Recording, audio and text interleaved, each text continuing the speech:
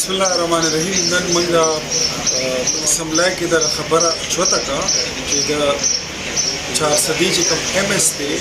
Child mother هسپتال چې کوم مشر دی هغه د صحافیانو په پوښتنه باندې چې هغوی صرف پوښتنه وکړه چې په هسپتال کې تا سره د کینولۍ غونه کې اوزار هم نشته، سهولیات هم نشته، او هغه بیا دواړه صحافیان بوزي په خپل دفتر کې حبس بیجا کې باندې. نو هغه نن موږ چوته که موږ په دې باندې پوهېږو چې دا ظلم دی، زیاتۍ دی، او دا د افسرانو هغه بدماشي ده چې دا د دوی په سر کې غالبا چې د غلط حکومت او د هغه خلک چې د حکومت په چل نه پوهېږي دا د هغوی لیګسي ده، دا د هغوی وراثت دی چې دغه ځای ته ورسېدو. د هغې مونږ نن اسمبلی فلور باندې خبره هم چوته کړه او دغه مسله چې کوم دی منطقي انجام ته رسول هم دي چې آینده صحافیانو سره داسې قسم تسلط زما خیال دی جبر دی او دا د ازادي صحافت خلاف دی. نیوز ټیم او خیبر نیوز خو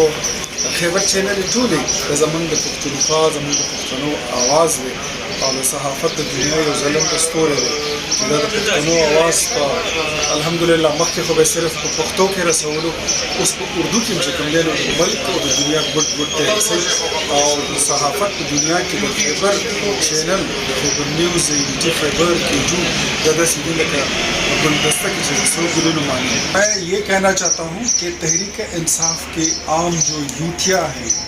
اور ان کے کارکن ہیں اور پھر ان کے ایم پی ایز ہیں، پھر ان کے منسٹرز ہیں، پھر ان کے ایم این ایز ہیں، سینیٹرز ہیں، سب کہہ رہے ہیں کہ مہنگائی، پیٹرول کی قیمت اور بجلی کی قیمت. یہ وہ معاہدے ہیں جو آج میں اسمبلی لایا تھا اور یہ آئی ایم ایف کے ساتھ وہ معاہدے ہیں جو تحریک انصاف کی حکومت نے سائن کیے ہیں. یہ آپ پڑھیے، یہ پیٹرول کے بارے میں ہے، یہ ری پیٹرول کے بارے میں ہے اور یہ بجلی کے بارے میں نیپرا کے جو معاہدے ہیں. تو اگر آپ نے اسٹیٹ بینک آف پاکستان کو آئی ایم ایف کے پاس گروی رکھ دیا ہے، اگر آپ نے گورنر آئی ایم ایف کا بندہ بٹھا دیا ہے،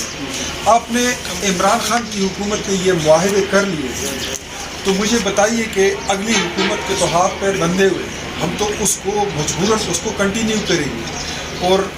ہم یہ بھی سمجھتے ہیں کہ یہ فیصلے کرتے ہوئے ہم سمجھ رہے ہیں کہ یہ غیر مقبول اور سخت فیصلے ہیں، لیکن میں یہ بھی سمجھتا ہوں کہ عمران خان نے اپنی دور حکومت میں 4 سالہ دور حکومت میں پاکستان کی تاریخ کا سب سے بڑا قرض لیا جو 20-22 ہزار ارب روپے کا تھا، اور پورے پاکستان کے بننے کے بعد 73 سالوں میں ٹوٹل قرض 27 ہزار ارب کا تھا. اس نے اکیلے 22 ہزار ارب کا قرضہ لے کر اس نے کوئی کام نہیں کیا.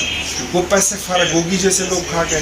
وہ عثمان بزدار جیسے لوگ کھا گئے، وہ پرویز خٹک جیسے لوگ کھا گئے، وہ ان کے یہ سارے وزیر مشیر کھا گئے، عمران خان خود کھا گیا. تو یہ اس طرح اگر آپ قرضے لیں گے اور وہ ملک پہ نہیں لگائیں گے تو اسی طرح ڈیٹس بڑھتی جائیں گی، مہنگائی ہوتی جائے گی. ہم یہ سمجھتے ہیں کہ ہم نے اپنی سیاست اور اپنی ساکھ کی قربانی دے کر ہم نے پاکستان کی معیشت اور پاکستان کے مستقبل کو بچانا ہے. انشاءاللہ آپ دیکھیں گے کہ اگلے چند مہینوں میں ہم ڈالر کی قیمت کو بھی واپس نیچے لائیں گے اور پیٹرول اور بجلی بھی سستی. میں آپ کو شارٹ ڈیٹ نہیں دیتا، لیکن 6 مہینوں کے اندر ہم آپ کو پیٹرول اور بجلی کی قیمت وہاں پہ لا کے دیں گے جہاں پہ عمران خان چھوڑ کے گیا ہے، اس سے زیادہ آپ کو سستی کریں گے.